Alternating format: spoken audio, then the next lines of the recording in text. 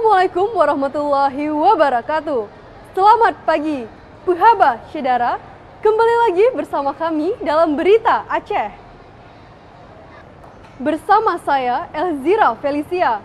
Sejumlah berita aktual dan menarik lainnya telah kami siapkan untuk Anda. Berikut 3 pilihan berita utama pada pagi hari ini.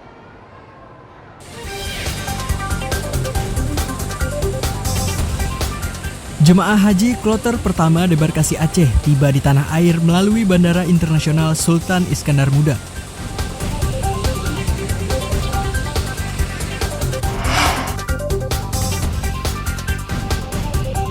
Kekeringan yang melanda Aceh menyebabkan ratusan hektar sawah di Kecamatan Inginjaya, Aceh Besar terancam gagal panen.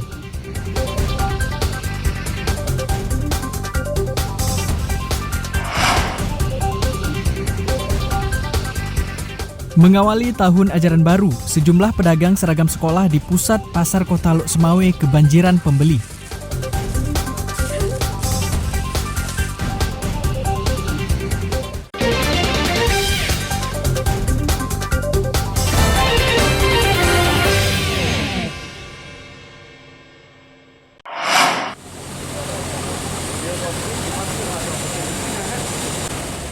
Sebanyak 393 jemaah haji kloter pertama asal Aceh tiba di Bandara Internasional Sultan Iskandar Muda Belang Bintang, Aceh Besar pada Rabu siang.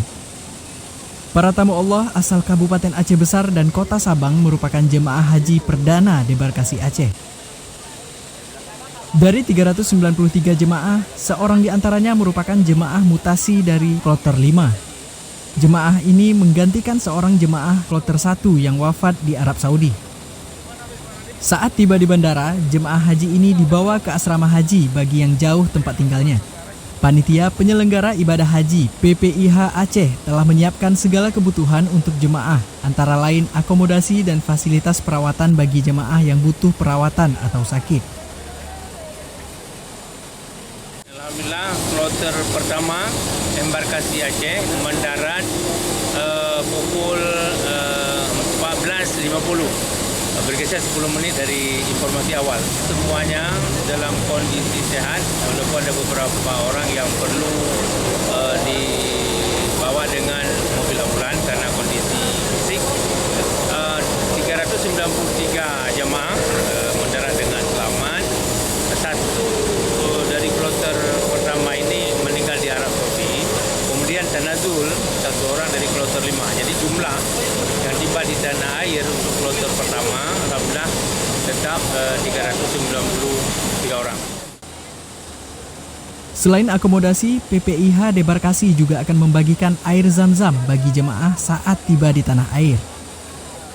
Jemaah Aceh Besar dan Banda Aceh bisa dijemput langsung oleh keluarga dari Asrama Haji Aceh.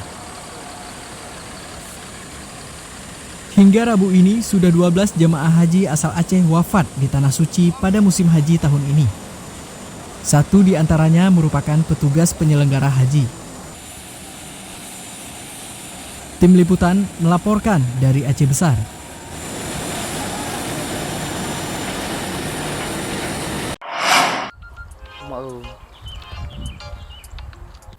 Musim kemarau yang melanda Aceh selama beberapa bulan terakhir menyebabkan ratusan hektar sawah kekeringan. Sawah petani di Desa Kayele, Kecamatan Inginjaya, Kabupaten Aceh Besar terancam gagal panen sehingga petani merugi. Padi yang belum lama ditanam tidak tumbuh subur akibat tidak mendapatkan air. Kondisi tanah sawah juga retak lantaran sudah lama tidak dialirkan air.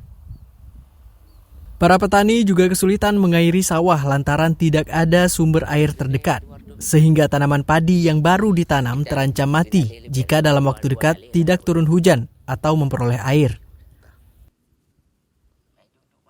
Nah, kondisi sekarang lagi kering, kalau nggak ada hujan kami nggak ada air. Kalau kondisi sekarang lagi kuning, kalau nggak ada hujan berarti kami gagal panen kali ini.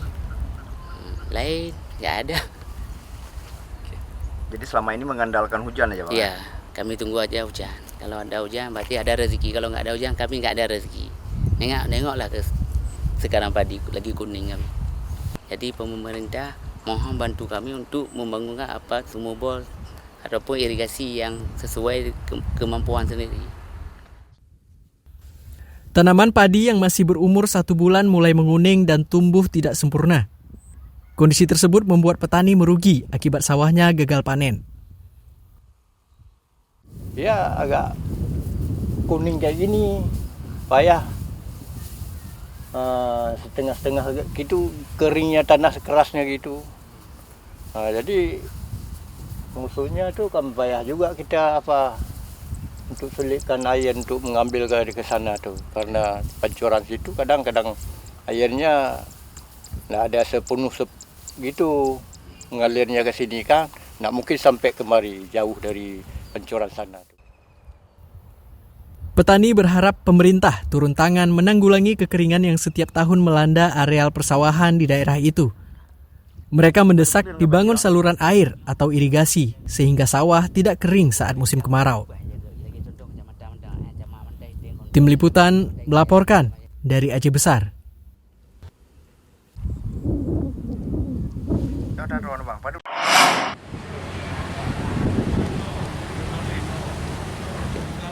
Bencana kekeringan yang melanda sejumlah wilayah Kecamatan Loknga, Aceh Besar mulai ditangani secara serius. Pemkab Aceh Besar mendirikan posko darurat kekeringan untuk membantu warga yang terdampak kekeringan. Posko dibangun menyusul penetapan status kekeringan di Kecamatan Loknga menjadi darurat daerah. BPBD Kabupaten Aceh Besar mendirikan posko komando siaga darurat bencana kekeringan di halaman kantor Camat Loknga. Posko darurat kekeringan ini untuk memudahkan pendistribusian air bersih kepada warga. Melalui posko komando siaga darurat bencana, perangkat kampung dan warga dapat menyampaikan informasi terkini. Warga kampung yang membutuhkan air bersih akibat kekeringan bisa segera dibantu. Camat dan kecik dalam Kecamatan Loknga dapat menyampaikan laporan kepada petugas piket yang ditempatkan di posko komando siaga darurat bencana kekeringan Kecamatan Loknga. Di sini kita lakukan tempat untuk berkomunikasi, berkoordinasi supaya memudahkan gerak kita dan juga memudahkan pelaksanaan menyangkut dengan tugas-tugas yang sedang kita emban. Namanya saya kita bilang tadi koordinasi komunikasi. Di sini ada muspika, di sini ada kepala desa atau pak kecik atau warga sendiri. Setiap saat kita terbuka untuk menyampaikan informasi-informasi yang perlu kita sikapi bersama. Masyarakat boleh datang kemari untuk menyampaikan keluhannya, informasinya tentang kebutuhan air dan sebagainya. Petugas mengerahkan hingga 15 mobil tangki untuk mendistribusikan air atau disesuaikan dengan permintaan dan kebutuhan warga dari masing-masing kecik atau kepala desa. Selain mobil tangki, Pemkab Aceh Besar juga melibatkan truk tangki PDAM Tirta Montala serta milik Balai Prasarana Permukiman Wilayah Aceh. Tim Liputan melaporkan dari Aceh Besar.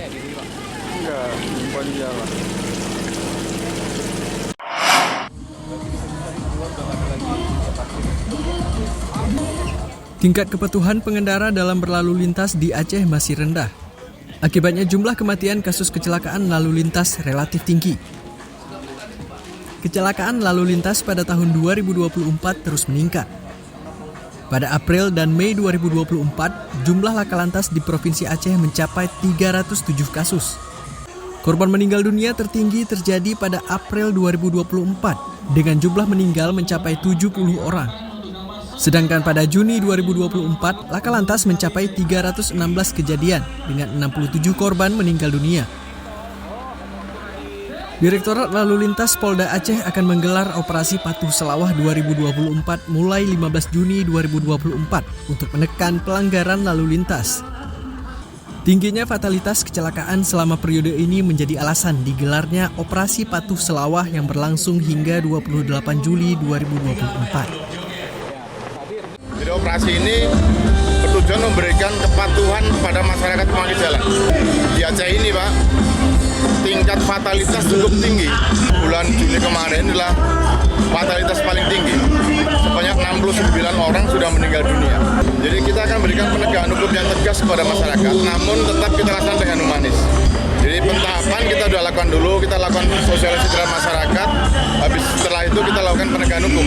Faktor yang utama adalah faktor manusia. razia. Jadi karena ketidaktertiban masyarakat di jalan itu yang menjadi faktor utama juga kita melaksanakan operasi Patuh Selawat 2024. Petugas akan bertindak tegas pada pelanggar yang terjaring operasi Patuh Selawah. Pengendara diimbau mematuhi peraturan seperti tidak menerobos lampu pengatur lalu lintas merah, menggunakan helm, dan tidak melawan arus.